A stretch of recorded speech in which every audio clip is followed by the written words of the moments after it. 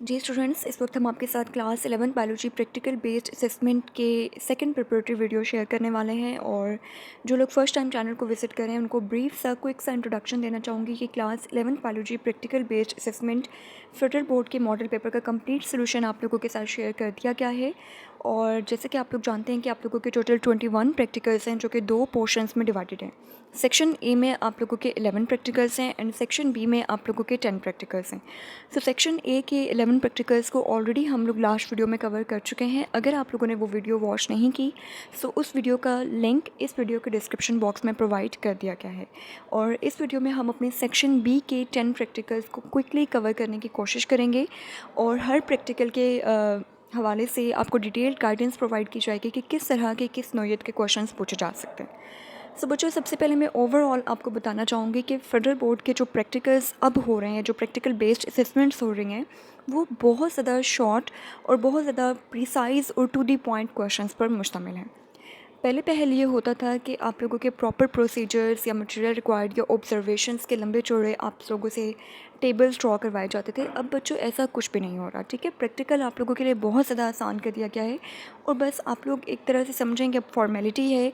1 और 2 नंबर के छोटे छोटे क्वेश्चंस आते हैं जो कि बहुत 1 से 2 वर्ड्स के उनके आंसर्स होते हैं और बहुत सुपरफिशियल से क्वेश्चंस होते हैं। सो आप लोगों को जितने भी जो रेलिवेंट मटेरियल प्रोवाइड किया जाता है, स्टडी मटेरियल, वो बहुत ज़्यादा कॉम्प्रिहेंसिव बनाया जाता है, ठीक है। अगर आप लोग मार्केट से नोटबुक्स परचेज़ कर रहे हैं, इवन आप लोग अगर प्री बी ए बेस्ड भी परचेज़ कर रहे हैं तो उनमें भी बहुत ज़्यादा एक्स्ट्रा डिटेल्स दी जाती हैं और वो तमाम एक्स्ट्रा डिटेल्स आप लोगों से प्रैक्टिकल में नहीं पूछी जाती। सो आप लोगों ने करना क्या है बच्चों, आप लोगों ने सुपरफिशियल चीज़ों को और आप लोगों ने बेसिक चीज़ों को बहुत अच्छे से अंडरस्टैंड करना है, ठीक है। और इंशाल्लाह उसी में से आप लोगों के फिर क्वेश्चंस भी पूछे जाएंगे। So let's proceed towards the very first practical, which is study of Nostoc oscillatoria Anabina from fresh and prepared slides. तो बच्चों, सबसे पहले इस प्रैक्टिकल में आपने करना क्या है, फ्रेश तो हम लोग कभी भी प्रिपेयर नहीं करते, ठीक है। आप लोग जानते हैं कि हमारी प्रिपेयर्ड स्लाइड्स होती हैं, प्रिजर्व स्लाइड्स होती हैं जो कि ऑलरेडी लैब्स में अवेलेबल होती हैं और उन्हीं को माइक्रोस्कोप में ऑब्जर्व किया जाता है। सो इस प्रैक्टिकल में आपने करना क्या है, आपने नॉस्टॉक की स्लाइड को, ऑसिलेटोरिया और एनाबिना की स्लाइड्स को आप लोगों ने माइक्रोस्कोप में ऑब्जर्व करना है, ठीक है। अब माइक्रोस्कोप सेट करना ऑलरेडी आप लोगों को आता है। आप लोग जानते हैं कि जो हमारी सिंपल माइक्रोस्कोप जो हम लोग इस्तेमाल कर रहे होते हैं अपनी लेबॉर्ट्रीज़ में, उसमें आपके पास एक स्टेज होता है जिसके ऊपर आप लोग अपनी स्लाइड को प्लेस करते हैं। सो स्टेज के ऊपर आप लोग अपनी स्लाइड प्लेस करेंगे। रादर वो नॉस्टॉक की स्लाइड है, वो ऑसिलेटोरिया की है, वो एनाबिना की स्लाइड है और उस स्लाइड को आप लोग आई पीस के थ्रू ऑब्ज़र्व करेंगे। सो जब आप लोग आई पीस के थ्रू ऑब्ज़र्व करेंगे तो आप लोगों को एक इमेज नज़र आएगा और उस इमेज को आप लोगों ने अपने माइंड में रखना है और नोट करना है कि नॉस्टॉक कैसा दिखता है, ऑसिलेटोरिया कैसा दिखता है और एनाबिना कैसा दिखता है, ठीक है। सो ये है आप लोगों का छोटा सा प्रैक्टिकल। सो इस प्रैक्टिकल में बच्चों सबसे पहले आप लोगों से जो क्वेश्चन पूछे जा सकते हैं वो इस हवाले से पूछे जा सकते हैं कि what is nostoc, what is oscillatoria and what are anabaena. So बच्चों, दीज आर ऑल साइनोबैक्टीरिया। आप लोग जानते हैं कि आप लोगों के जितने भी ऑर्गेनिजम्स हैं, जो बैक्टीरिया हैं, वो बेसिकली 2 तरह के हैं। एक आप लोगों के हेटरोट्रॉफिक बैक्टीरिया हैं जो कि अपना फूड खुद से सिंथेसाइज नहीं कर सकते और एक आप लोगों के ऑटोट्रॉफिक बैक्टीरिया हैं जो कि खुद से फूड सिंथेसाइज कर सकते हैं। So autotrophic bacteria are known as cyanobacteria. ऐसे बैक्टीरिया जो कि फोटोसिंथेटिक होते हैं और अपना फूड खुद सिंथेसाइज कर सकते हैं, they are known as cyanobacteria. So nostoc, oscillatoria and anabaena, ये तीनों आप लोगों की साइनोबैक्टीरिया की एग्जांपल्स हैं। सेकंड क्वेश्चन आप लोगों से ये किया जा सकता है कि नॉस्टॉक के हवाले से आप लोगों को 2 से 3 लाइंस में कुछ लिखना होगा, ठीक है। यानी कि इसके आइडेंटिफाइंग फीचर्स या इसके डिस्टिंग्विशिंग फीचर्स आप लोगों को यहाँ पे लिखने होंगे। सो वो छोटे छोटे फीचर्स आप लोगों को यहाँ पे प्रोवाइड कर दिए गए हैं और ये आप लोगों के लिए मोर देन इनफ होंगे। इसके अलावा आप लोगों को बहुत ज़्यादा एक्स्ट्रा और रैंडम डिटेल्स याद करने की ज़रूरत नहीं है। सो नॉस्टॉक सबसे पहले आपके पास क्या है बच्चों, फिलामेंटस है, धागा नुमा है, ठीक है, बहुत लंबे लंबे थ्रेड्स पर मुश्तमिल है और इसके फिलामेंट्स में बहुत सारे सेल्स पाए जाते हैं जिन्हें आप ट्राइकोम का नाम देते हैं। और यहाँ पे कुछ ऐसे सेल्स भी पाए जाते हैं जो कि कलरलेस और बैरल शेप्ड होते हैं जिन्हें हेट्रोसिस्ट का नाम दिया जाता है and they are involve in nitrogen fixation. So अक्सर हेट्रोसिस्ट का फंक्शन पूछा जाता है। So what is the function of heterocyst, they are involve in nitrogen fixation. And then 2 heterocyst के दरमियान में जो पोर्शन पाया जा रहा होता है उसे आप लोग हार्मोगोनिया का नाम देते हैं। देन ड्यूरिंग अनफेवरेबल कंडीशंस कुछ ऐसा होता है कि इनमें से बहुत से सेल्स इनलार्ज हो जाते हैं ताकि फूड को अपने अंदर स्टोर कर सकें, और ऐसे सेल्स को आप लोग एकाइनेट्स का नाम देते हैं। सो बहुत क्विकली मैंने इन पॉइंट्स को पास किया। डेफिनेटली वीडियो बहुत ज़्यादा लेंथी हो जाती है, सो इसलिए हर चीज़ को बहुत इन डेप्थ एक्सप्लेन करना डिफ़िकल्ट हो जाता है। सो आप लोग यहाँ पे इन पॉइंट्स को अच्छे से मेमोराइज़ कर लीजिएगा, और साथ में इसके डायग्राम को आप लोग बहुत अच्छे से ऑब्जर्व कर लीजिए। सो यहाँ पे बच्चों ये आपको नॉस्टॉक नज़र आ रहा है। आप लोग देख सकते हैं कि ये फिलामेंटस बॉडी है, धागा नुमा इसकी बॉडी है, ठीक है। बहुत से सेल्स हैं जो कि चेन्स की फॉर्म में अरेंज हैं, और ये जो आप लोगों को चेन ऑफ सेल्स नज़र आ रही है, इसे आप ट्राइकोम का नाम भी देते हैं।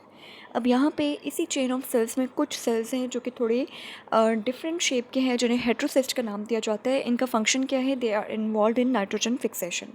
और कुछ सेल्स आप लोग को नज़र आ रहे हैं जो कि एकाइनेट्स हैं, और ये वो सेल्स हैं जो कि फूड स्टोरेज में इन्वॉल्व होते हैं। So that's all about nostoc. इसको आप लोगों ने बहुत अच्छे से अपने माइंड में रख लेना है। Next cyanobacteria is anabaena. Anabaena भी आप लोगों के पास फिलामेंटस हैं, और इनमें भी आपके पास बैरल शेप्ड सेल्स पाए जाते हैं जिन्हें हेट्रोसिस्ट का नाम दिया जाता है, and they are involve in nitrogen fixation. So बहुत माइनर से डिफरेंसेस हैं नॉस्टॉक और एनाबीना में। मोस्टली जो है वो आप लोगों की एक ही तरह की इनकी नोयत है। सो यहाँ पे आप लोग ये एनाबीना देख सकते हैं। एनाबीना में भी आप लोगों को नज़र आ रहा है कि कुछ आप लोगों के वेजिटेटिव सेल्स हैं जो कि एक पर्टिकुलर शेप के हैं, और कुछ सेल्स हैं जो कि यहाँ पर डिफरेंट शेप के हैं जिन्हें हेट्रोसिस्ट और एकाइनेट्स का नाम दिया गया है। सो हेट्रोसिस्ट वो सेल्स हैं जो कि नाइट्रोजन फिक्सेशन में इन्वॉल्व हैं, और एकाइनेट्स वो सेल्स हैं जो कि आपके पास फूड स्टोरेज में इन्वॉल्व होते हैं under unfavourable conditions. Next organism is Oscillatoria. Oscillatoria भी आप लोगों का एक साइनोबैक्टीरिया है, और इसकी बॉडी भी फिलामेंटस है, और यहाँ पे भी आपके पास ऑलमोस्ट तमाम सेल्स एक ही शेप के हैं एक्सेप्ट द एंडिंग सेल्स, ठीक है। बाकी तमाम सेल्स की शेप बिल्कुल सेम है, सिर्फ और सिर्फ एंडिंग सेल्स हैं जिनकी शेप थोड़ी सी डिफरेंट है, और उनकी शेप कैसी है? उनकी शेप कॉन्वेक्स है। देन ऑसिलेटोरिया को ऑसिलेटोरिया क्यों कहा जाता है? Because of the oscillating motion they exhibit under a microscope, ठीक है। सो अगर आप लोग ऑसिलेटोरिया को माइक्रोस्कोप में ऑब्जर्व करें तो आप लोगों को एक to and fro motion observe होती है, जिसे आप ऑसिलेटिंग मोशन का नाम देते हैं। सो इसी बेसिस पे हम इनको ऑसिलेटोरिया के नाम से जानते हैं। और फिर यहाँ पे इनके पास सेपरेशन डिस्क भी पाई जाती है, जो कि एक हार्मोगोन को दूसरे हार्मोगोन से सेपरेट करती है। सो जब आप लोग इस डायग्राम को देखेंगे तो आप लोगों को बहुत अच्छे से ये तमाम पॉइंट्स क्लियर हो जाएंगे। यहाँ पे आप लोग देख सकते हैं कि अगेन ऑसिलेटोरिया की बॉडी भी आपकी धागा नुमा है, फिलामेंटस है, थ्रेड लाइक है, और बहुत सारे सेल्स पर मुश्तमिल है, ठीक है। बहुत सारे सेल्स आपके पास एक दूसरे के साथ जॉइंट हैं और एक हार्मोगोन बना रहे हैं, ठीक है। ये जो आप लोगों के पास सेल्स का एक क्लस्टर है, इसे आप हार्मोगोन का नाम देते हैं, जैसा कि यहाँ पे लेबल भी किया गया है। So this group of cells is known as hormogone, और इसमें बाकी तमाम सेल्स एक ही शेप के हैं except the ending cells. Ending cells की शेप कैसी है कि they are convex in shape. So this is oscillatoria, and you can see that one hormone is separated from the other hormone through a separation disc. So ये छोटे छोटे features हैं जो आप लोगों ने ऑसिलेटोरिया के हवाले से अपने माइंड में रखने हैं, और क्वेश्चन आप लोगों से हमेशा इसी तरह से पूछा जाएगा कि या तो आप लोगों को डायग्राम बताई जाएगी और आप लोगों को आइडेंटिफाई करना होगा कि ये क्या चीज़ है, या फिर आप लोगों को 2 से 3 लाइंस में उनके डिस्टिंग्विशिंग और आइडेंटिफाइंग फीचर्स को पेन डाउन करना होगा। Next practical is observation and drawing of representative members of each group of protist. सो सबसे पहले इस प्रैक्टिकल में आप लोगों को प्रोटेस्ट के हवाले से पता होना चाहिए दैट व्हाट आर प्रोटेस्ट। सो बच्चों, आप लोग जानते हैं कि 5 किंगडम क्लासिफिकेशन सिस्टम जो कि रॉबर्ट विटकर ने प्रपोज़ किया, उसके अकॉर्डिंग हमारी 5 मेन किंगडम्स हैं, जिसमें monera, protista, fungi, plantae and animalia आ जाते हैं। इनमें से प्रोटिस्टा वो वाहिद किंगडम है जो कि बहुत ज़्यादा डाइवर्स ऑर्गेनिजम्स पर मुश्तमिल है। तमाम वो ऑर्गेनिज़म जो किसी भी दूसरे किंगडम में प्लेस नहीं किए जा सकते, उन तमाम ऑर्गेनिजम्स को फाइलम प्रोटिस्टा में प्लेस कर दिया गया। Please excuse me. So protista आपके पास एक ऐसी किंगडम है जो कि animal like protist, plant like protist और फंजाई लाइक प्रोटिस्ट पर मुश्तमिल है, और इसके अंदर बहुत सारे डाइवर्स ऑर्गेनिजम्स पाए जाते हैं। सो यहाँ पे आप लोगों के पास सबसे पहले जो है वो डिफरेंट ऑर्गेनिजम्स होंगे जिनके आप लोगों ने डायग्राम को अपने माइंड में रखना है और साथ में उनके हवाले से अपने 2 या 3 से डिस्टिंग्विशिंग फीचर्स को बहुत अच्छे से प्रिपेयर करना है। So the first organism is chlorella, और यहाँ पे आप लोग देख सकते हैं क्लोरेला की डायग्राम देख सकते हैं आप लोग। सो क्लोरेला की बॉडी कैसी है, they are spherical in nature, और इसका जो आइडेंटिफाइंग फीचर है वो ये कि इनके पास एक कप शेप्ड क्लोरोप्लास्ट पाया जाता है। आप लोग यहाँ पे देख सकते हैं कि इनका क्लोरोप्लास्ट जो है वो कप शेप्ड है और काफ़ी प्रोमिनेंट सा और डिफरेंट सा इनका क्लोरोप्लास्ट है जिसके अंदर पायरोनोइड पाया जाता है। सो ये इनका आइडेंटिफाइंग फीचर भी है और ये पॉइंट्स आप लोग यहाँ पे इनको नोट कर सकते हैं कि chlorella are spherical in nature, they are unicellular alga and they have cup-shaped chloroplast with a pyronide. Next organism is paramecium. आप लोग अक्सर देखते हैं, and by the way paramecium and amoeba की डायग्राम आप लोगों को ड्रॉ करने के लिए भी दी जा सकती है, ठीक है, क्योंकि ये बहुत ज़्यादा फेमिलियर हैं और बच्चों को ऑलरेडी काफ़ी दफ़ा बच्चे इस चीज़ को पढ़ चुके हैं। सो मोस्टली अगर वो आपको कोई डायग्राम ड्रॉ करने के लिए देते हैं तो वो एमीबा या फिर पैरामीशियम की डायग्राम दी जाती है। सो इनको आप लोगों ने ड्राइंग पर्पज़ के लिहाज से भी अच्छे से प्रिपेयर करना है। सो पैरामीशियम आपका यूनिसेलुलर है और इसमें बहुत से सेलिया पाए जाते हैं। इसकी शेप शू शेप्ड है और इसमें 2 न्यूक्लियाई प्रेजेंट होते हैं, माइक्रोन्यूक्लियस एंड मैक्रोन्यूक्लियस। सो ये कुछ पॉइंट्स आप लोगों ने अपने माइंड में रखने हैं और पैरामीशियम की डायग्राम को आप लोगों ने ड्राइंग के लिहाज से भी इसको प्रिपेयर करना है और लेबलिंग के लिहाज से भी इसको आप लोगों ने थोड़ा सा देख लेना है। Next organism is amoeba. So amoeba भी आपके पास यूनिसेलुलर है और इरेगुलर शेप्ड है, इसकी कोई प्रॉपर शेप नहीं होती और इसमें मूवमेंट के लिए आपके पास कुछ पर्टिकुलर स्ट्रक्चर्स पाए जाते हैं जिन्हें सूडोपोडिया का नाम दिया जाता है। So pseudo means false and podia mean foot. So इन ऑर्गेनिज्म में लोकोमोशन के लिए लोकोमोटरी ऑर्गन के तौर पर सूडोपोडिया पाए जाते हैं जिनके थ्रू ये ऑर्गेनिज्म मूव करते हैं। पैरामीशियम के लोकोमोटरी ऑर्गन्स में सीलिया हैं जिनके थ्रू वो मूव करते हैं। सो एमीबा की डायग्राम को भी आप लोगों ने बहुत अच्छे से लेबलिंग के लिहाज से और ड्राइंग पर्पज़ के लिहाज से प्रिपेयर करना है। Next organism is Entamoeba histolytica, and again it is a unicellular organism and it causes amoebic dysentery in man. So ये इसका एक बहुत इंपॉर्टेंट फीचर है कि एंटामीबा जो है वो आपके पास ह्यूमन बींग्स में एमीबिक डाइसेंट्री की का कॉजेटिव एजेंट है। इस ऑर्गेनिज्म की बॉडी में कुछ पर्टिकुलर ब्लड सेल्स पाए जाते हैं और यहाँ पे भी आपकी बॉडी ऑलमोस्ट राउंड है and it possesses pseudopodia for locomotion. So यहाँ पे आप लोग देख सकते हैं ये आपका एंटामीबा हिस्टोलाइटिका की डायग्राम है। सो इसको आप लोगों ने अच्छे से ऑब्जर्व कर लेना है और लेबलिंग और आइडेंटिफिकेशन के हवाले से आप लोगों ने इसको प्रिपेयर करना है कि अगर आपके पास ये डायग्राम आ जाती है और आपसे पूछा जाता है कि ये क्या है, सो आपको अंदाज़ा हो कि this is Entamoeba histolytica. Next organism is Euglena. Again, it is a unicellular organism, spindle-shaped body with flagella, and it lacks cell wall but chlorophyll is present. So यहाँ पे आपके पास ये organism शो कर दिया गया है. This is Euglena. So आप लोग इसको observe कर सकते हैं. Next organism is Eulothrix.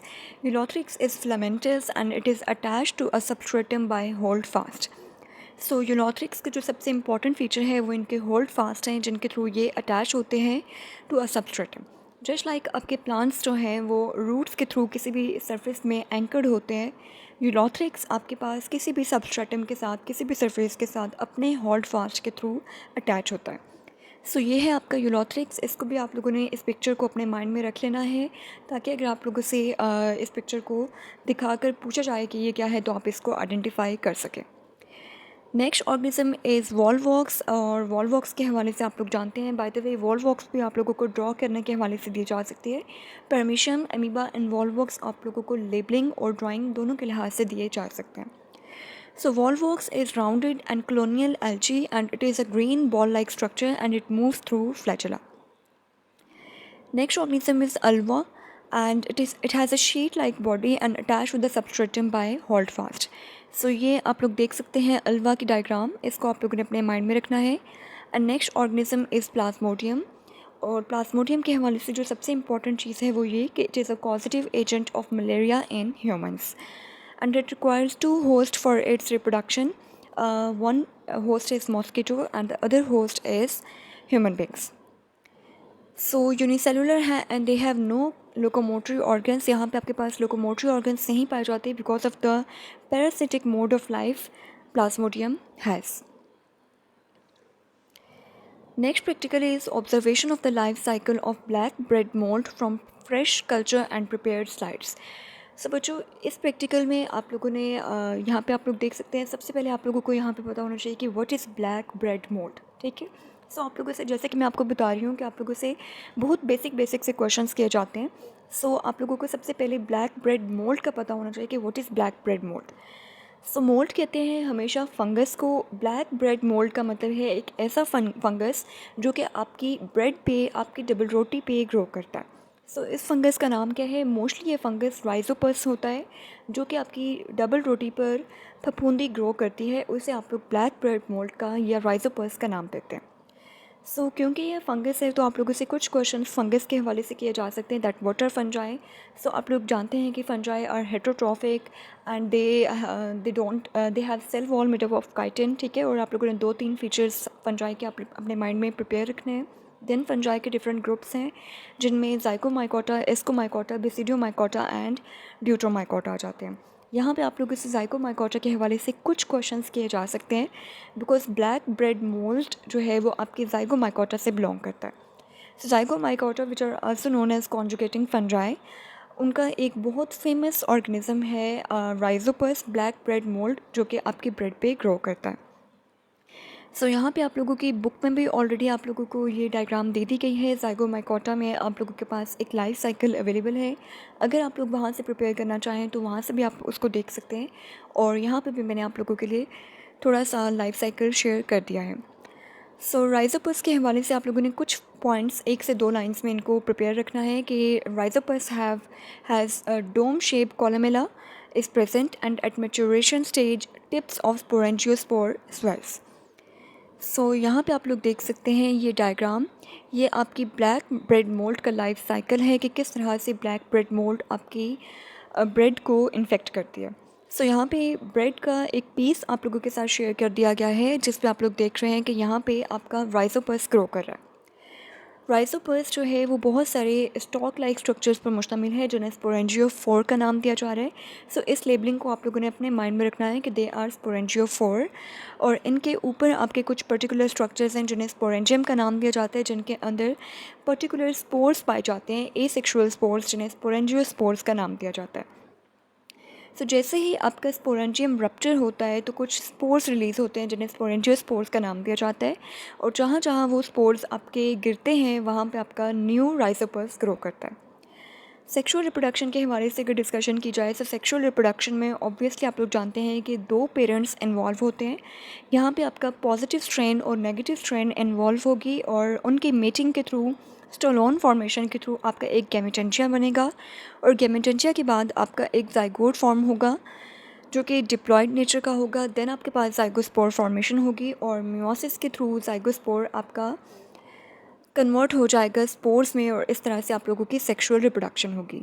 सो इस लाइफ साइकिल को अगर आप लोग बुक से प्रिपेयर करना चाहें तो बुक से भी प्रिपेयर कर सकते हैं, और यहाँ से भी आप लोग इसको देख सकते हैं। सो आपने इसकी लेबलिंग को और इसके जो प्रोमिनेंट फीचर्स हैं, जो सुपरफिशियल सी चीज़ें, जो बेसिक चीज़ें हैं, उनको आप लोगों ने प्रिपेयर करना है। Next practical is identification of the vegetative and reproductive structures of Funaria by examining the fresh or preserved material. So सबसे पहले बच्चों आप लोगों को ये पता होना चाहिए that what is Funaria. So Funaria is a bryophyte. ठीक है, जैसे कि मैंने आपको बताया कि जो प्रैक्टिकल्स के बेसिक आपके नाम हैं उनके अंदर जो चीज़ें हैं, अगर आपसे पूछा जा रहा है लेट्स सपोज फ्यूनेरिया के बारे में, सो फ्यूनेरिया के बारे में आपको 2 से 3 लाइंस में लिखना आना चाहिए। ठीक है, सो फ्यूनेरिया क्या है? Funaria is a bryophyte and plant body is gametophyte. True stem, roots and leaves are absent. Stem like, leaf like and root like structures are present. सो बच्चों आप लोग जानते हैं कि आप लोगों के जितने भी प्लांट्स हैं उन तमाम प्लांट्स को हम लोग 3 मेजर ग्रुप्स में क्लासीफाई करते हैं: bryophyta, pteridophyta and Spermatophyta. So bryophyta आप लोगों के सबसे एंशियंट और सबसे लेस कॉम्प्लेक्स और लेस एडवांस प्लांट्स हैं, जो कि एम्फीबियस प्लांट्स भी कहलाते हैं, और ये वो प्लांट्स हैं जो कि मोस्टली बहुत ज़्यादा लेस कॉम्प्लेक्स होते हैं। इनमें आपके पास कोई प्रॉपर स्टेम नहीं होती, कोई प्रॉपर रूट्स, कोई प्रॉपर लीव्स नहीं पाए जाते, बहुत सादा सी बॉडी होती है इनकी। ठीक है, और यहाँ पे आपकी जो प्लांट बॉडी है वो मेन गेमेटोफाइट होती है। सो ये तमाम चीज़ें आप लोग थ्योरी में ऑलरेडी पढ़ चुके हैं। यहाँ पे आप लोगों के पास रिप्रोडक्शन के लिए एंथ्रीडियम और आर्किगोनियम पाया जाता है। एंथ्रीडियम आप लोग जानते हैं कि ये मेल गेमेटोफाइट है, ठीक है, जिसमें स्पर्म्स प्रोड्यूस होते हैं, और आर्किगोनियम आपका फीमेल गेमेटोफाइट है जिसमें एग्स की प्रोडक्शन होती है। यहाँ पे ये डायग्राम्स आप लोगों के लिए शेयर कर दी गई हैं। थोड़ी सी यहाँ पे लाइट का रिफ्लेक्शन है, लेकिन अगर आप लोग अपनी फुल ब्राइटनेस खोलकर इसको देखें तो आप लोग इसको ऑब्जर्व कर सकते हैं। ये आप लोगों का फ्यूनेरिया प्लांट है और इसके वेजिटेटिव और रिप्रोडक्टिव पार्ट्स आप लोगों के साथ शेयर कर दिए गए हैं। इनको आप लोगों ने थोड़ा सा ऑब्जर्व कर लेना है, ताकि अगर ये डायग्राम आप लोगों से पूछे जाए तो आप इसको आइडेंटिफाई कर सकें। यहाँ पे आप लोग फ्यूनेरिया प्लांट देख सकते हैं कि इसका स्पोरोफाइट किस तरह का है, इसके राइजोइड्स कैसे हैं और इसका प्रोटोनेमा कैसा है। बाय द वे, फ्यूनेरिया के हवाले से जो वेजिटेटिव पार्ट्स हैं, तो आप लोग जानते हैं कि वेजिटेटिव पार्ट्स ऐसे पौधे के पार्ट्स होते हैं जो कि रिप्रोडक्शन में इन्वॉल्व नहीं होते, जिसमें आपकी स्टेम, आपके रूट्स, आपके लीव्स आ जाते हैं। जबकि रिप्रोडक्टिव पार्ट्स वो होते हैं जो कि डायरेक्टली रिप्रोडक्शन में और अम्ल तौलीद में इन्वॉल्व होते हैं, यानी कि पौधों की जो एक जनरेशन है उसको चलाने में इन्वॉल्व होते हैं। रिप्रोडक्शन में यहाँ पे आप लोगों के पास एंथ्रीडियम और आर्किगोनियम इन्वॉल्व है, और इसके भी डायग्राम्स आप लोग यहाँ पे ऑब्जर्व कर सकते हैं। Next practical is identification of the vegetative and reproductive structures of a local fern and a pinus and relate them with the concerned life cycle. बच्चों, यहाँ पे सबसे पहले आप लोगों ने अगेन फर्न सबसे पहली चीज़ है। By the way, vegetative and reproductive structures की डेफिनेशन आप लोगों को प्रिपेयर होनी चाहिए, that what are vegetative structures and what are reproductive structures. Vegetative structure किसी भी पौधे के वो स्ट्रक्चर होते हैं जो कि रिप्रोडक्शन में इन्वॉल्व नहीं होते, जो कि मेन प्लांट बॉडी होती है, जैसे कि आप लोगों के स्टेम्स हैं, आपके लीव्स हैं, आपके रूट्स हैं। रूट्स का कभी भी पौधे के रिप्रोडक्शन में कोई इन्वॉल्वमेंट नहीं होती, ठीक है। इस तरह के स्ट्रक्चर जो हैं वो वेजिटेटिव पार्ट्स कहलाते हैं, एंड रिप्रोडक्टिव पार्ट्स में आपके वो पार्ट्स आ जाते हैं जो कि पौधे की रिप्रोडक्शन में इन्वॉल्व हैं।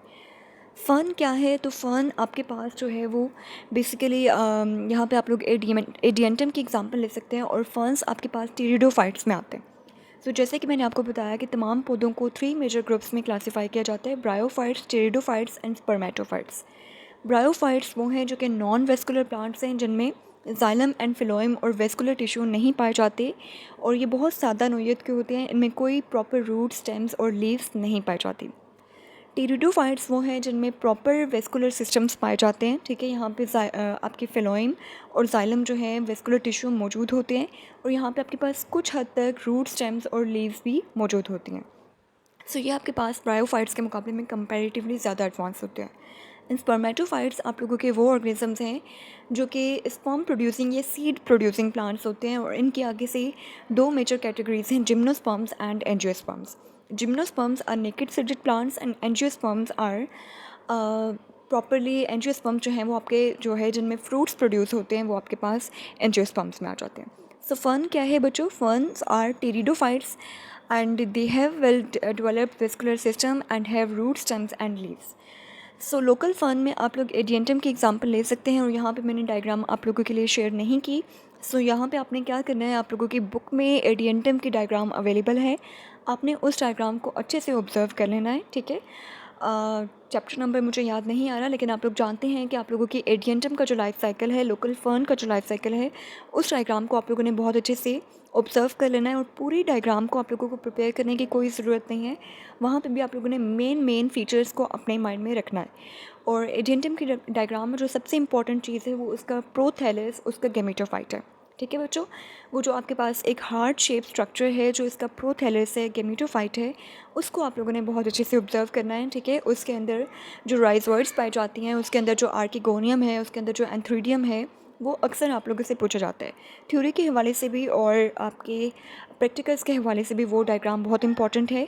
मैं अगेन रिपीट कर रही हूँ, आप लोगों का लोकल फर्न एडियंटम जो है डायग्राम, ये आपकी बुक में अवेलेबल है।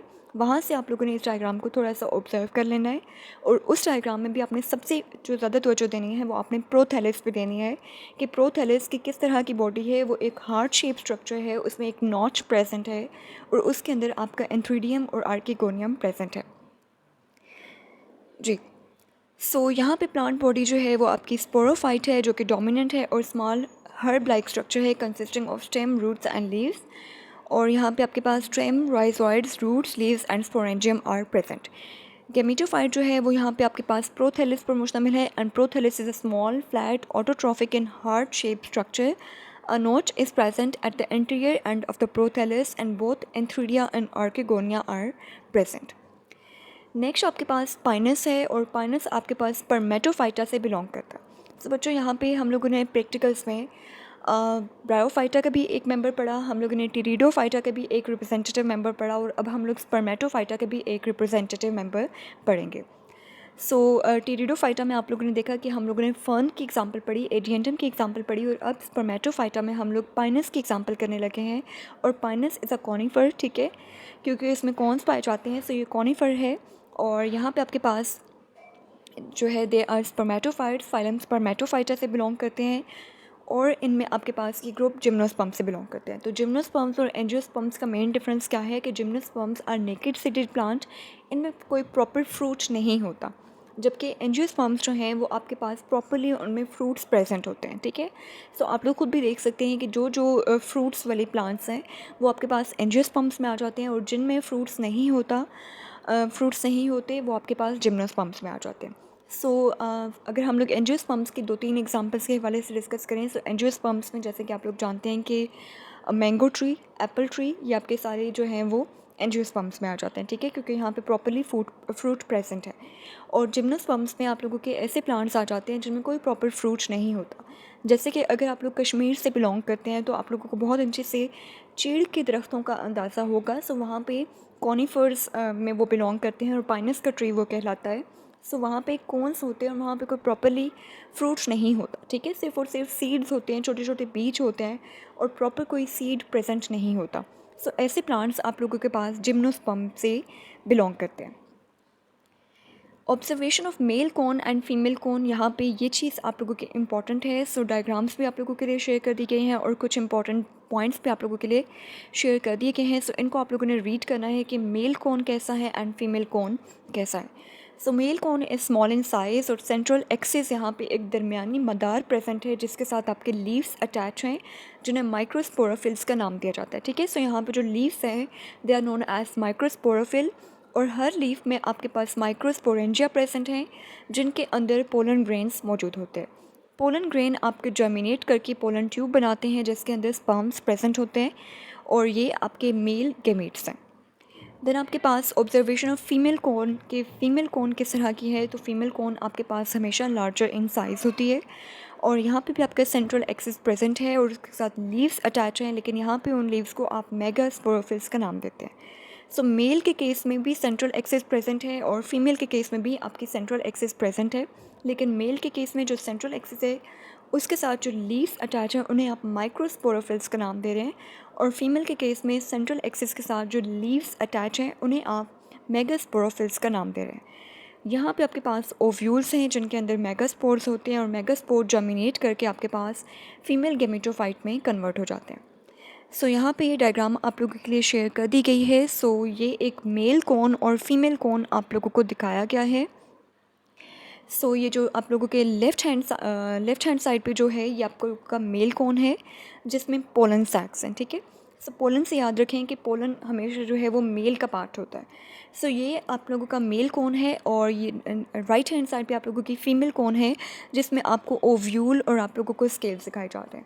सो अब यहाँ पे एक अच्छा क्वेश्चन मेरे माइंड में आया कि ये कौनस आप लोगों को दिखाए जा सकते हैं पेपर में और आप लोगों से पूछा जा सकता है कि इनमें से मेल कौन सा है और फीमेल कौन सा है. ठीक है, सो मेल कौन में हमेशा याद रखें कि मेल कौन जो है वो कंपैरेटिवली साइज़ में भी स्मॉल है. साइज़ तो बाय द वे आप लोगों को यहाँ पे ऑलमोस्ट सिमिलर ही लग रहा है.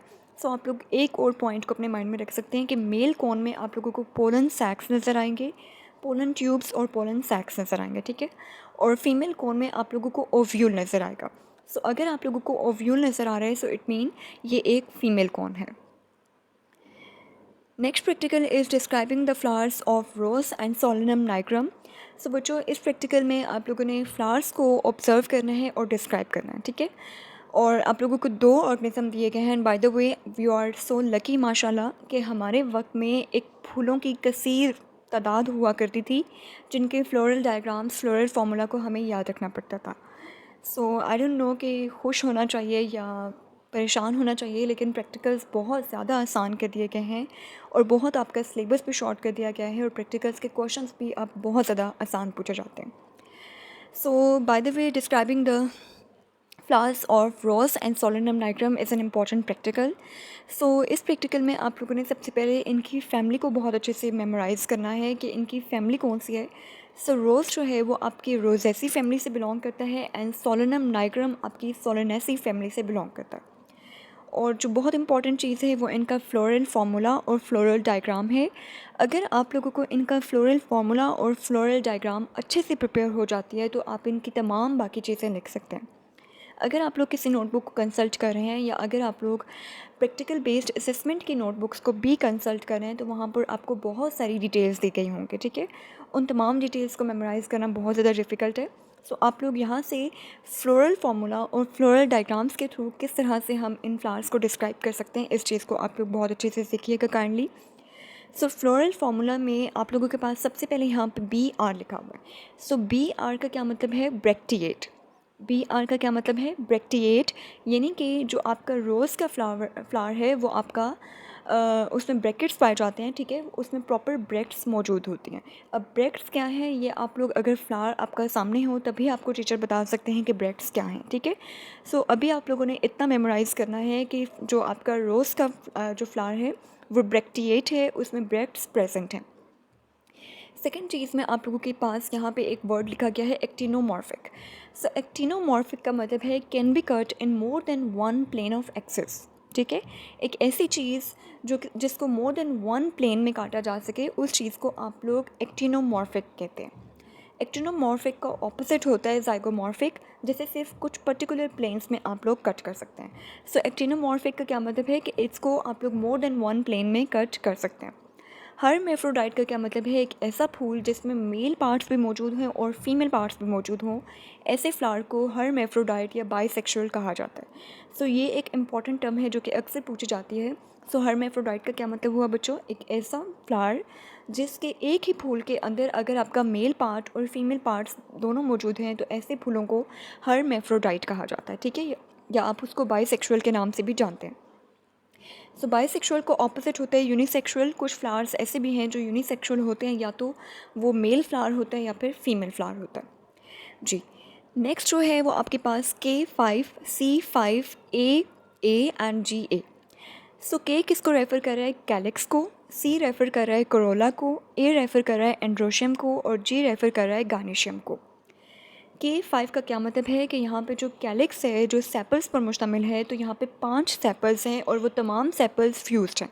यहाँ पे जो ब्रैकेट लगाई है इसका क्या मतलब है कि तमाम सेपल्स जो हैं वो फ्यूज्ड हैं, ठीक है। C5 का क्या मतलब है कि करोला यानी कि पेटल्स यहाँ पर इसमें 5 से लेकर लातादाद हो सकती हैं, ठीक है, 5 टू इन्फिनिटी, ठीक है। सो प्रॉपर जो है वो आप लोगों के पास कोई नंबर नहीं है। और 5 के साथ हमने बाय द वे ब्रैकेट क्यों नहीं लगाई? क्योंकि यहाँ पे जो आपकी पेटल्स हैं वो प्रॉपर्ली फ्यूज्ड नहीं है। A refers to androecium. Androecium mean male reproductive part of the flower, जिसमें आपका एंथर और फिलामेंट आ जाता है, ठीक है, जिसे आप स्टेमन का भी नाम देते हैं। सो स्टेमन जो है या एंड्रोशियम जो है वो भी यहाँ पे इन्फिनिटी है। इन्फिनिटी का बाय द वे मतलब क्या है? फूलों के केस में ऑब्वियसली इन्फिनिटी का ये मतलब नहीं है कि लातादाद का मतलब है कि कभी ना ख़त्म होने वाले, ठीक है। यहाँ पे ये मतलब है कि आप उनको प्रॉपर्ली काउंट नहीं कर सकते, काफ़ी ज़्यादा हैं, ठीक है। एंड गार्निशियम यानी कि जो फीमेल पार्ट है, यहाँ पे फीमेल रिप्रोडक्टिव पार्ट जिसे कार्पल का भी नाम दिया जाता है, जिसमें स्टिग्मा, स्टाइल एंड ओवरी पाई जाती है। सो ये भी आप लोगों के पास इन्फिनिटी है, यानी कि ये भी जो है वो प्रॉपर्ली इसको काउंट नहीं कर सकते। सो अगर इस फ्लोरल फार्मूला को आप लोग अच्छे से अंडरस्टैंड कर लें तो आप लोग इस फ्लावर के हवाले से तमाम बातें लिख सकते हैं और बाय द वे बहुत ज़्यादा आप लोगों से पूछा भी नहीं जाएगा। सो सिर्फ आप लोगों ने इसी चीज़ को अच्छे से प्रिपेयर करना है। देन आपके पास यहाँ पे सिंबल्स मौजूद हैं। सो फ्लोरल डायग्राम मौजूद है। सो फ्लोरल डायग्राम में आप लोगों से ये क्वेश्चन पूछा जा सकता है कि ये फ्लोरल डायग्राम रोज़ की है या सोलेनम डायग्राम की है, ठीक है। सो आप लोगों ने अपने माइंड में रखना है कि रोज़ की फ्लोरल डायग्राम कैसी है और सोलेनम डायग्राम की कैसी है। अगेन आप लोगों के लिए बहुत आसान है कि दो ही डायग्राम्स हैं, उनमें से एक ऑब्वियसली रोज़ की है और दूसरी किसकी है? सोलेनम डायग्राम की है। सो इस डायग्राम को बच्चों आप लोग अच्छे से अपने माइंड में रख लें। ये जो फ्लोरल डायग्राम आपको अभी शो की जा रही है ये आपकी रोज़ की फ्लोरल डायग्राम है। और ये रोज़ की फ्लोरल डायग्राम है, ठीक है। नेक्स्ट आपके पास है सोलेनम नाइग्रम, जिसे नाइट शेड का नाम भी दिया जा सकता है या मक्को का नाम भी दिया जा सकता है। सो ये आपके पास फैमिली सोलेनेसी से बिलोंग करती है। फ्लोरल फार्मूला में ई ब्रेक्टिएट, ठीक है। अब यहाँ पे एक छोटा सा डिफरेंस है कि जो आपके रोज़ थे वो ब्रेक्टिएट थे और ये आपके पास ई ब्रेक्टिएट है। यहाँ पे ब्रैकेट्स नहीं पाई जाती, ब्रेक्ट्स मौजूद नहीं होती। एक्टिनोमॉर्फिक है, अगेन ये भी, इनको भी मोर देन वन प्लेन में कट किया जा सकता है। हर्मेफ्रोडाइट है, यानी कि ये भी बाइसेक्सुअल है, मेल और फीमेल रिप्रोडक्टिव पार्ट्स दोनों एक ही फ्लावर में प्रेजेंट है। K refers to calyx, C refers to corolla, A refers to androecium and G refers to gynoecium. अगर आप लोगों को नहीं पता तो ये पौधे के जो आपका फ्लावर है उनके 4 वर्ल्स होते हैं, जिन्हें calyx, Corolla, androecium and gynoecium का नाम दिया जाता है। कैलिक्स आपके पास सेपल्स का वर्ल है, कोरोला आपके पास पेटल्स के वर्ल को कहा जाता है, एंड्रोशियम आपके पास जो है वो मेल रिप्रोडक्टिव पार्ट पे यानी कि स्टेमन पर मुश्तमिल होता है, और गार्निशियम आपके पास फीमेल रिप्रोडक्टिव पार्ट यानी कि कार्पल पर मुश्तमिल होता है, ठीक है। सो यहाँ पे आप लोग देख सकते हैं कि जो आपका सबसे पहले कैलिक्स है जिसको के से शो किया जा रहा है, उसमें 5 सेपल्स हैं और वो तमाम सेपल्स फ्यूज्ड हैं। अगर ब्रैकेट हो तो इसका मतलब है कि सेपल्स फ्यूज्ड हैं, अगर आप लोगों के पास ब्रैकेट ना हो तो इसका मतलब है कि वो फ्यूज्ड नहीं है। And by the way, fused sepals के लिए आप लोग गैमोसेपलस की टर्म इस्तेमाल करते हैं। सी यानी कि पेटल्स भी आपके यहाँ पे 5 हैं और वो पेटल्स भी फ्यूज्ड हैं, सो इसे आप गैमोपेटलस का नाम देंगे। ए एंड्रोशियम आपके पास 5 हैं, लेकिन यहाँ पे आपके पास फ्यूज्ड नहीं है, तो इसको आप कहेंगे पोली एंड्रस, ठीक है। पोली एंड्रस का क्या मतलब है कि यहाँ पे जो एंड्रोशियम है वो फ्यूज्ड नहीं है, इसीलिए आप लोगों ने यहाँ पे ब्रैकेट नहीं डाली। एंड गायनीशियम क्या है? गायनीशियम आपके पास जो है वो फीमेल रिप्रोडक्टिव पार्ट पे मुश्तमिल है और वो 2 हैं, ठीक है। यानी कि यहाँ पे कार्पल्स 2 हैं और 2 कार्पल्स जो हैं वो आपके पास फ्यूज्ड हैं, सो इसे आप सिन कार्पस का नाम दे सकते हैं, ठीक है। सो गैमो कार्पस का भी नाम दे सकते हैं या सिन कार्पस का भी नाम दिया जा सकता है। सो यहाँ पे इस फ्लावर को और इस फ्लोरल डायग्राम को आप लोग अच्छे से अपने माइंड में बिठा लीजिए। अगर आपसे ये फ्लोरल डायग्राम दे के पूछा जाता है कि ये किस फूल की फ्लोरल डायग्राम है, तो ये बच्चों सोलेनम नाइग्रम की डायग्राम है और दूसरी डायग्राम आपके पास रोज़ की डायग्राम थी। Next practical is demonstration of phototrophism, geotrophism and thigmotrophism in plants. सो बच्चों, फोटोट्रॉफिज्म, जियोट्रॉफिज्म एंड थिग्मोट्रॉफिज्म की डेफिनेशन सबसे पहले आप लोगों के माइंड में बहुत अच्छे से होनी चाहिए। सो फोटोट्रॉफिज्म का क्या मतलब है? मोस्टली ये टर्म्स प्लांट्स के लिए इस्तेमाल की जाती हैं। सो पौधों में जो डायरेक्शनल बिहेवियर होता है टूवर्ड्स लाइट, ठीक है, लाइट के लिए जब लाइट के स्टिमुलस के लिए पौधा एक रिस्पॉन्स शो करता है तो उसे आप फोटोट्रॉफिज्म का नाम देते हैं। जियो का वर्ड जो है वो जियो हमेशा आप लोग जो है वो अर्थ के लिए इस्तेमाल करते हैं, ठीक है।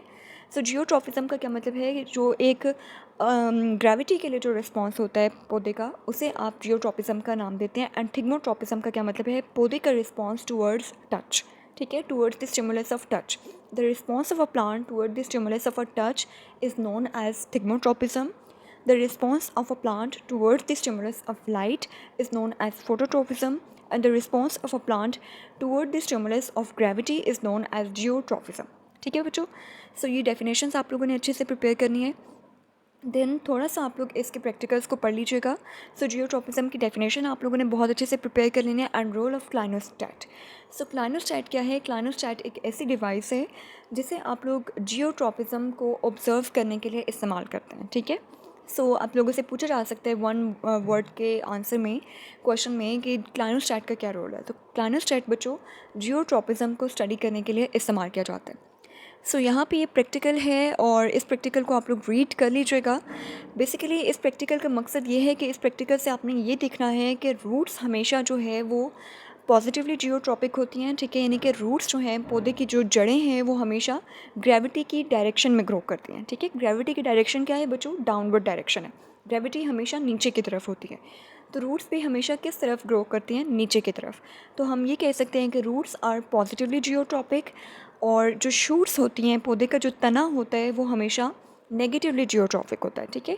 यानी कि वो against the direction of gravity grow करता है। सो इस प्रैक्टिकल को आप लोगों ने रीड कर लेना है। वीडियो लेंथी हो रही है इसलिए मैं इसको क्विकली पास करूँगी। So shoots will grow towards the gravity and roots will grow towards gravity and shoots will grow away from the gravity. Roots will grow towards gravity and shoots will grow away from the gravity.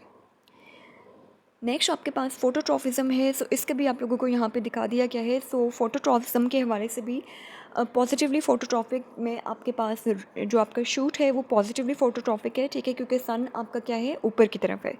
तो सन की direction में आपका पौधे का तना और पौधे के जो ऊपर वाले हिस्से हैं वो हमेशा सूरज की डायरेक्शन में ग्रो करते हैं, ठीक है।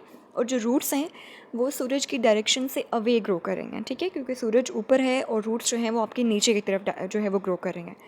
सो जो शूट्स हैं they are positively phototropic and roots आपकी नेगेटिवली फोटोट्रॉपिक है। And next is thigmotropism. पौधे में कुछ पौधे ऐसे भी हैं जो कि स्टिमुलस ऑफ टच को भी रिस्पॉन्ड करते हैं, ठीक है, जिसमें आपके पास मिमोसा पुडिका प्लांट की एग्जांपल है। मिमोसा पुडिका आपका एक ऐसा प्लांट है कि अगर इस पौधे को आप लोग अपनी finger, bye the way finger से टच मत कीजिएगा, अगर आप इसको किसी पेंसिल से या किसी भी चीज़ से आप इसको टच करते हैं तो ये बिल्कुल फोल्ड हो जाता है, ठीक है, इसके लीव्स बिल्कुल फोल्ड हो जाते हैं। सो ये आप कह सकते हैं कि इसमें थिग्मोट्रॉफिज्म है, ठीक है, यानी कि ये टच स्टिमुलस को रिस्पॉन्ड करता है और जब आप इसको टच करते हैं तो ये एक बिहेवियर शो करता है, एक रिस्पॉन्स शो करता है, ठीक है।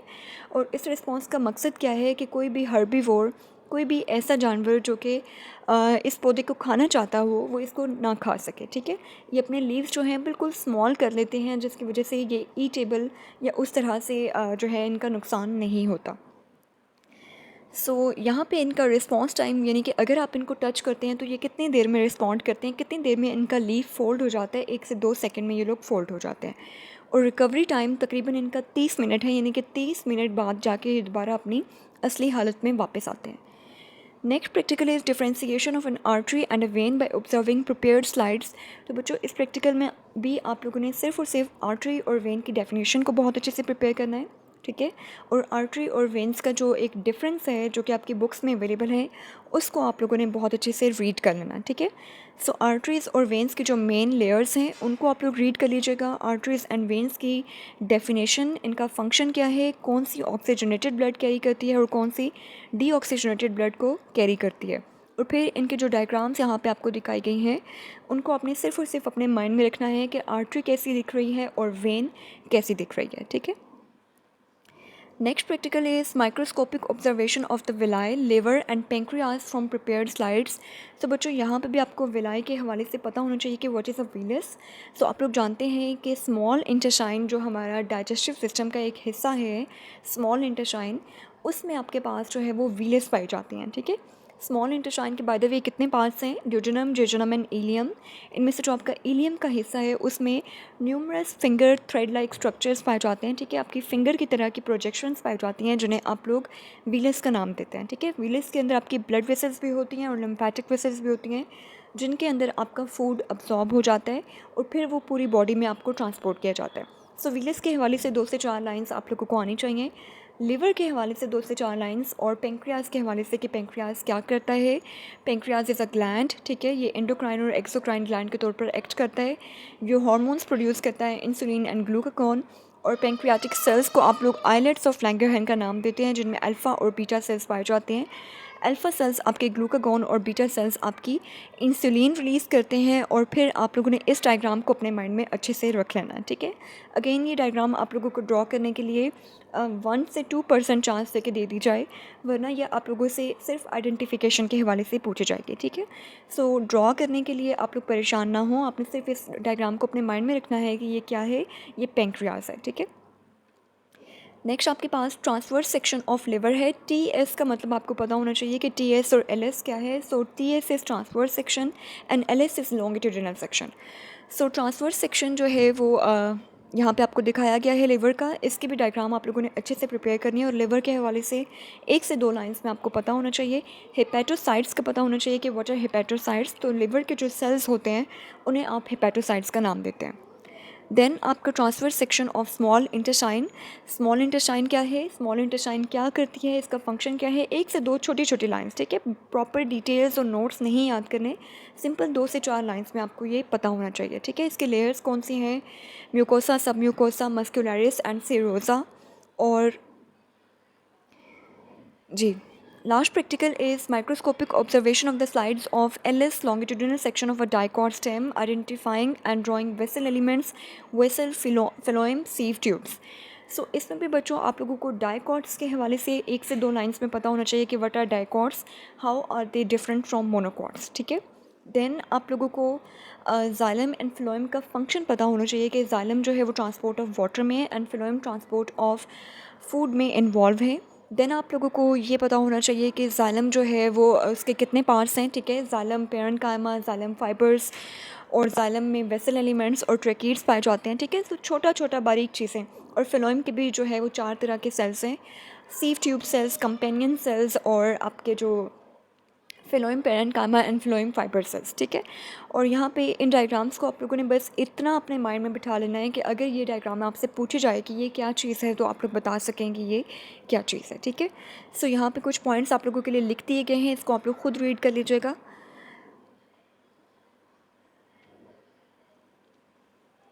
जी, ठीक है। बस ये चीज़ें अगर आप लोग पढ़ लेते हैं तो ये आप लोगों के लिए काफ़ी होंगी, बहुत ज़्यादा आप लोगों को डिटेल्स करने की ज़रूरत नहीं है। जी, सो इसके साथ-साथ आप लोगों की जो सेकंड पार्ट के प्रैक्टिकल्स थे वो ख़त्म हो गए हैं। एक प्रैक्टिकल यहाँ पे इस वीडियो में हम लोगों ने डिस्कस नहीं किया, जो कि आप लोगों का एनिमल चैप्टर एनिमेलिया से था। सो उसमें बच्चों आप लोगों ने क्या करना है, वहाँ पे आप लोगों ने जितने भी एनिमल्स हैं, phylum platyhelminthes, phylum aschelminthes, mollusca, annelida, arthropoda, उन तमाम फाइलम की सिर्फ 1 से 2 लाइंस में उनके फीचर्स, ठीक है, उनको आप लोगों ने प्रिपेयर करना है। और उनके जो रिप्रेजेंटेटिव ऑर्गेनिजम्स आपको दिए गए हैं उनके नेम्स को आप लोगों ने अपने माइंड में रख लेना, ठीक है। लेट्स सपोज अगर हम लोग फाइलम प्लेटीहेल्मिन्थस की बात करें, सो फाइलम प्लेटीहेल्मिन्थस में आप लोग 2 ये फीचर्स याद रख सकते हैं कि they are known as flatworms and they are acoelomate, ठीक है। बस इतना आप लोगों के लिए काफ़ी है, इसके अलावा बहुत ज़्यादा डिटेल्स आप लोगों को याद करने की ज़रूरत नहीं है। सो 1 से 2 लाइंस में आप लोगों के उनको हर फाइलम के 2 पॉइंट्स आप लोगों को याद होने चाहिए और आप लोगों को उसके रिप्रेजेंटेटिव ऑर्गेनिजम्स पता होने चाहिए। अगर आप लोगों से पूछ लिया जाए कि प्लेनेरिया किस फाइलम से बिलोंग करता है तो आपको पता हो कि प्लेनेरिया फाइलम प्लेटीहेल्मिन्थस से बिलोंग करता है। अगर आप लोगों से पूछा जाए फॉर एग्जांपल कि सी एनीमोन किससे बिलोंग करता है, हाइड्रा किससे बिलोंग करता है, तो आप लोग बता सकें कि हाइड्रा फाइलम नाइजेरिया से बिलोंग करता है। सो इस तरह से आप लोगों ने प्रिपरेशन करनी है। आई होप कि वीडियो आप लोगों को पसंद आई होगी और चैनल को सब्सक्राइब ज़रूर किया करें भाई, जल्दी से 1000 पूरा करें सब्सक्राइबर और टीचर्स की बात माना करें ताकि आप लोग कामयाब हो सकें, ठीक है। थैंक यू सो मच, अल्लाह हाफिज़।